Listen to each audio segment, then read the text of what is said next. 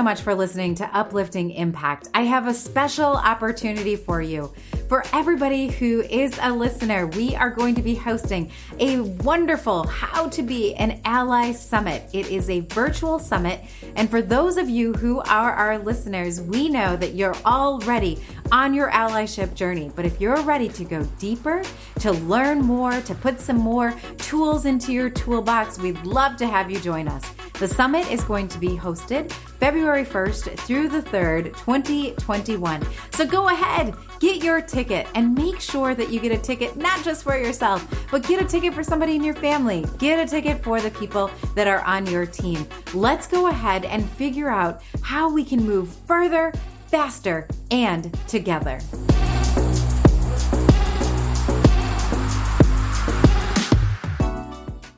Hello and welcome to Uplifting Impact. I am so happy to have you here for another episode. Today we have Corey Ponder with us, and I just want to make a disclosure here.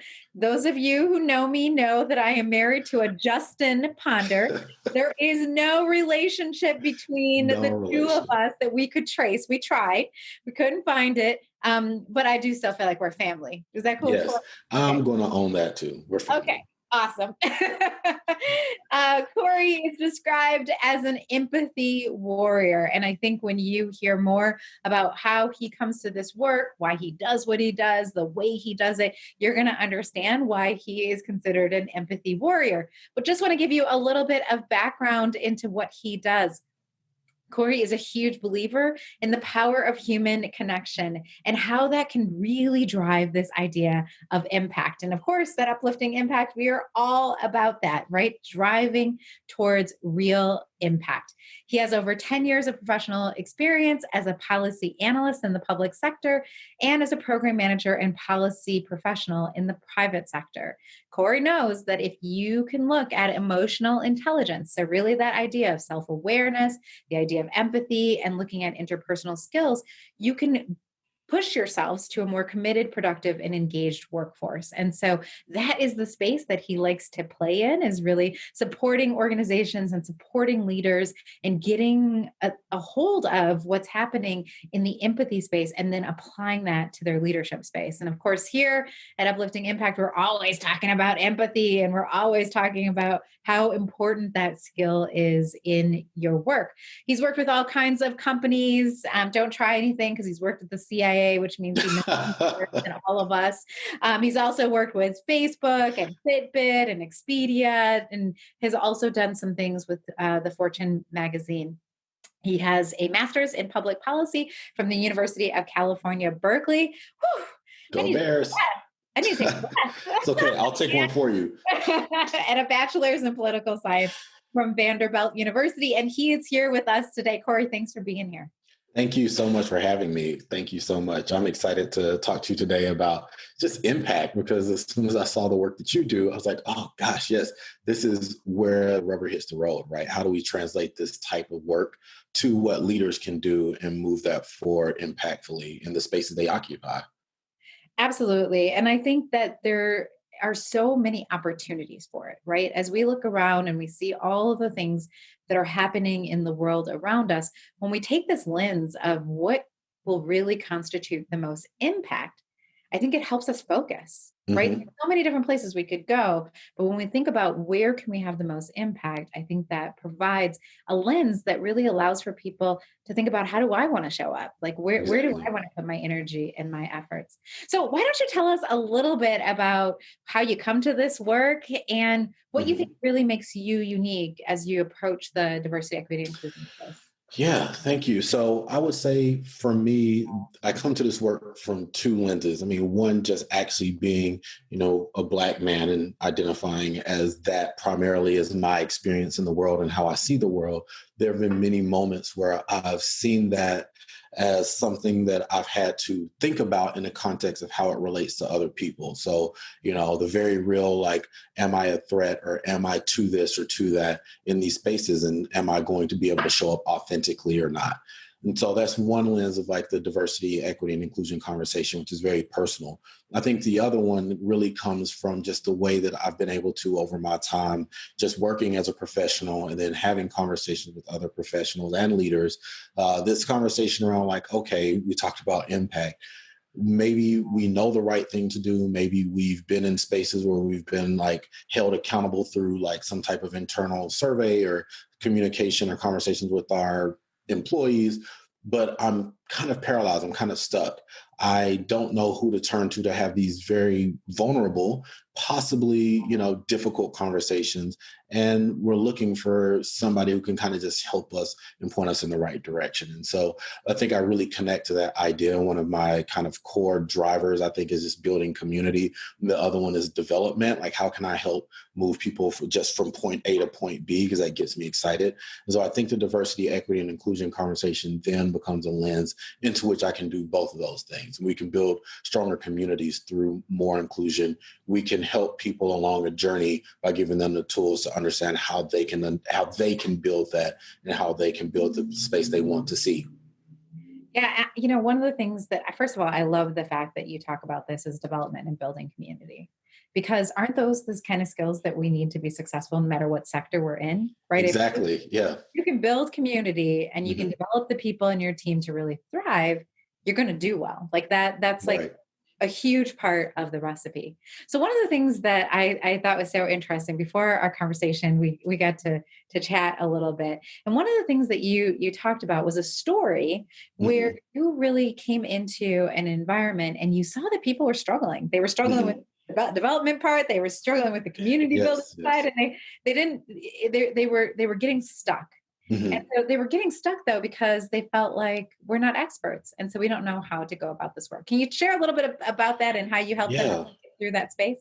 Absolutely. So it was after Philando Castile and Alton Sterling, two black men were killed by police officers during different events and different cities and different places. And so it was this moment where I think for many people, certainly in the professional space, they were saying, oh, wow, like here's a moment where there's like something that's happened that's gained national attention that I wasn't necessarily aware of. And so people were reckoning with this conversation of like, is there a responsibility that I have to be saying something or doing something about this? Because this is expanded beyond the scope of just being a conversation just in this community or about this one person. And so I was seeing that conversation happening, and people were initially just kind of coming to me because I had always been very vocal at that point about my own journey with like trying to show up authentically and the difficulties or the challenges of doing that, but also how I try to move forward as an ally. And so what ended up happening was as I started opening up these conversations around allyship, as I started sharing resources, as I started bringing people together, what I noticed was that a common theme that continued to develop was that people would say, I believe it. Like, I know that this is wrong, or I see it. This is not what should happen to any human being or person, or I know what it means to want to belong. Get it. I don't know how to start, or I don't think I know enough information, or I think I'm going to get it wrong. And there were just so many, what I saw as like almost before doing the work, so many precursors or so many things that needed to be confronted, particularly this idea of showing up as an expert, right? I think that we look at doing this work in this diversity, equity, and inclusion space as a charged space. And it is charged in the sense that it's very personal to people, right? My identity is personal to me. So if you get something wrong, it will hurt me. It will. But I think there's a level of like almost resilience that if we're going to step into that space as allies, we have to build around realizing that I don't need to be an expert to start. And I also learn through these interactions, right? So I have to get comfortable with that discomfort in order to move through it. And so that's what I help people with. It was really not about even educating you on what it meant to be a black man or educating you on what it meant to experience police, overreach or, experience that injustice in your community. But really, how can you connect with that common core feeling of what it means to belong and what it means to feel excluded? And how can you practice just getting comfortable with that discomfort of saying, I'm going to go have a difficult conversation today. I'm going to step outside of my norms or my boundaries and do something different today, because that is the part that really people were struggling with. Yeah. I really think that that's something I hope the listeners heard as a challenge that maybe they'll take on themselves, right? Hmm. What would it feel like if I was in that situation? Like, Hmm. that's what empathy is, right? Putting somebody Yeah. else's shoes on. So, what would it, what, and what, and I think this is the question that I like to get to. And what you Hmm. just said is not just what will it feel like, because that requires you to sort of step outside of what you might know and everything, but even the question of what has it felt like? Hmm. Right, because there Yes. are some common experiences that we have all, in some way or another, had some experience with, like Right. feeling of being an outsider, the feeling of Hmm. being left out, the feeling of being picked on, the feeling of being invisible, the Hmm. feeling of, right? Where are those moments that we have? And I always see a light bulb, like in the cartoons, like I always see a light bulb go off when people realize that it doesn't have to be that hard.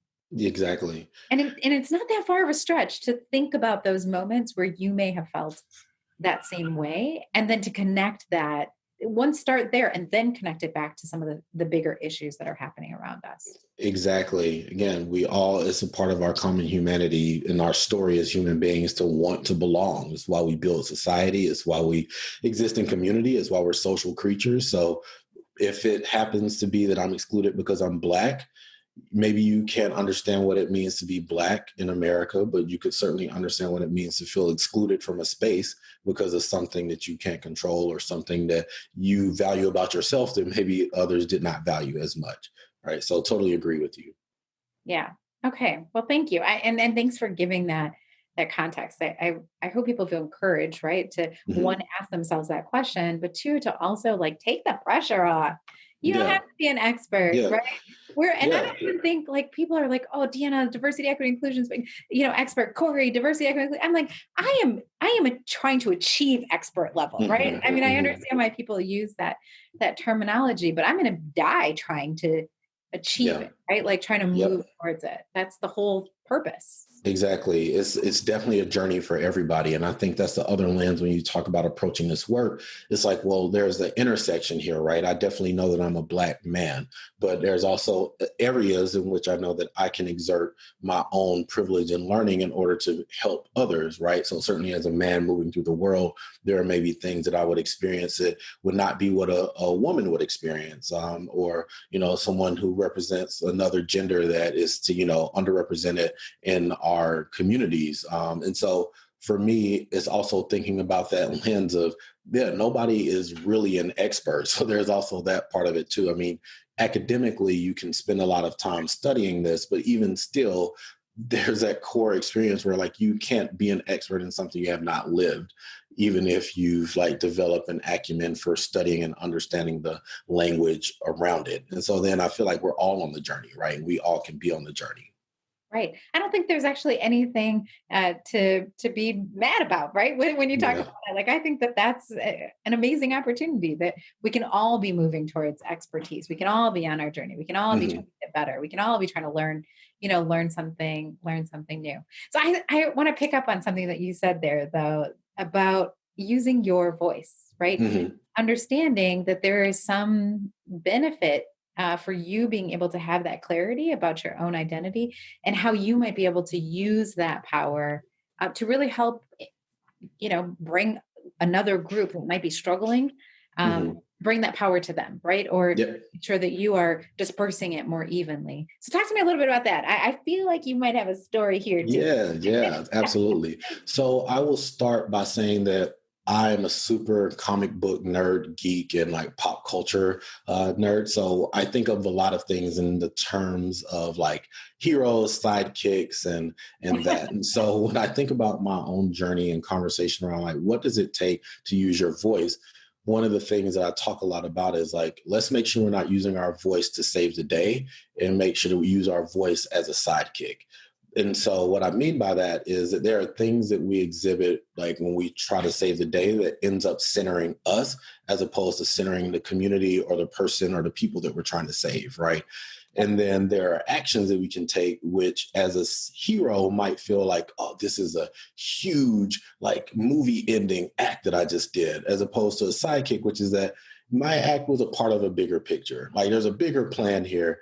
And so one of the things that happened to me as I continue on my journey is that I was working with the community in the like beginning stages of like the Me Too hashtag picking up, and the conversations around like what are we talking about when it comes to sexual harassment in the workplace. And I had an opportunity to create this program, and like there's going to be this town hall, and it was going to be like, oh, look at us really forcing this conversation to happen. And I think as I got along the journey, what I realized in the planning was that, you know what, like my power in this moment is really in my ability to bring people to the table, not in my ability to speak right now. Like, so my voice actually is strongest by not talking, because I actually can't speak to these specific experiences. I can't fully frame it, and I can't fully represent the voices that I actually want to uplift. But as a man, certainly in this space, there's a lot that I can do to bring people to the table and encourage them to see that this isn't just their conversation or just that event happening over there. And so it was both like an opportunity for me to learn and also like think about this sidekick model, where I started asking myself, okay, how can I actually show up for those everyday moments? Like, I mean, the conversation around Me Too is became a big global conversation. The everyday moment is me sitting there in that space saying, like, there are people around me right now that are looking to have a voice, and I should amplify that, not my own. How can I confront these ugly truths sometimes that we see? Again, as a sidekick, you're looking at the world and you're saying, like, look, I might have some privileges, I might have some biases, but I need to confront those if I'm going to actually help this bigger picture. And then what is my privilege, or like what is my superhero like sidekick ability that I'm actually putting to good use, right? And in this case, it was my positionality and my identity as a man, like really making it okay and making it seem like, okay, this is a conversation for everybody, right? And how can I invite other people in and support the broader context, the broader impact that we're trying to have? So I love that you are using this analogy. I'm definitely going to start sharing this with people because it's hard, right? Like in these conversations, part of it is not centering yourself and stepping out of the hero role and really shining the light on somebody else. I thought what you were going to say, given that you have an amazing musical background too, is that sometimes you have to be other people's hype man, right? Like Mm, sometimes, or hype woman, mm. or right, That's a or good, that's right. a good, yeah, that's a good one. Because I always think about it like this. People will pass a microphone to me often, and it's because of the work that I've had the opportunity to do and kind of the spaces that I've been in. And there are many, many moments where I will take that mic gladly because I know that I'm a person that, people feel comfortable handing it to for whatever reason. And I'll just pass it on to somebody else, still smiling, still happy, Mhm. still whatever, because I know that that mic pass, right, needs to happen, right? That there needs Right. to be somebody else's voice that's amplified, and that they're not going to get that opportunity until somebody passes it to them. And I think some of my proudest moments, like from a mentoring space or like a life space, is when somebody Mhm. will come back and say, like, in their own way, like, thanks for passing the mic, Yeah. right? I mean, that's beautiful. And yeah, I love that. I might use that myself, the hype person analogy. So we'll do an exchange of analogies, but I think you're absolutely right. It's like there are just so many moments in which we have these confluence of identities or opportunities to really show up in a way where it's like we can support somebody else. So again, thinking about this skill, this about building community, like we said earlier, is something that you can use in a lot of contexts. And one of the benefits absolutely is building more diverse, inclusive communities, right? But it's a skill we can cultivate where it's like, I do have an opportunity or a privilege I can leverage. And I'm going to do that to give this person an opportunity who might not have had it because they didn't have access to this space, or Right. to do it because they would respect, unfortunately, they will respect my voice saying it more than they will respect this person's voice demanding it. But you know what? Like I've now given them an opportunity to have that voice at the table. And that's a two-step process. One is recognizing that you have that privilege because we all have some kind of privilege, right? So recognizing it. Mhm. Two, being willing to put that privilege and that power and stepping back away from it, right? And Right. giving it to somebody else so that they can use it to amplify their voice or amplify their stance or how they see what's happening. Right. Right. Okay, so I made a very small plug about your music, but I just want to tell everybody that before this, I was actually jamming out to his music. So I want you all to go to his website. Corey, what's the website? Website, you could go to coreyponder.com. It is on the website. Yeah, so go check him out, see all the work that he's doing in diversity, equity, inclusion, all the work that he's doing in empathy, but also go check out his music. I'm doing a plug for it. And Thank you. then, Corey, if there are other ways that people want to get connected to you, can you tell us just what our listeners, how they should do that? What's the best way? Absolutely. So on social media, Facebook, Instagram, LinkedIn, you can actually just use the handle Corey T Ponder, and that should get you there with obviously the preceding link. And then if you're interested in my work specifically on diversity, equity, and inclusion, the firm that I've established is called Impact Strategies. So you can look that up, EMPACT Strategies, one word, and that will have all my information around my offerings around equity and inclusion, education, and speaking. Absolutely. Well, awesome. And we'll make sure that all that is in the show notes too, in case you missed it. But Corey, thank you so much for being here today. I really, really appreciate being able to talk to you and hear more about how you're using this work and really implementing it and towards impact, which is awesome. Thank you. Thank you for having me. I love talking about this. Awesome. And for all of you who are listening, thanks so much for joining us again for another week here at Uplifting Impact. We need you to help us spread the word. So make sure that you are sharing this amazing podcast with all your friends, all your family, everybody in your network, right? So that we can really try and continue to build up this voice, this importance around what it means to be an empathy warrior and what it means to be a leader in the diversity, equity, and inclusion space. We here at Uplifting Impact believe that the more people we have doing this good work, the better we can make the world. So let's go ahead and do it. I can't wait to see you or be able to chat with you on the next podcast. Thanks so much.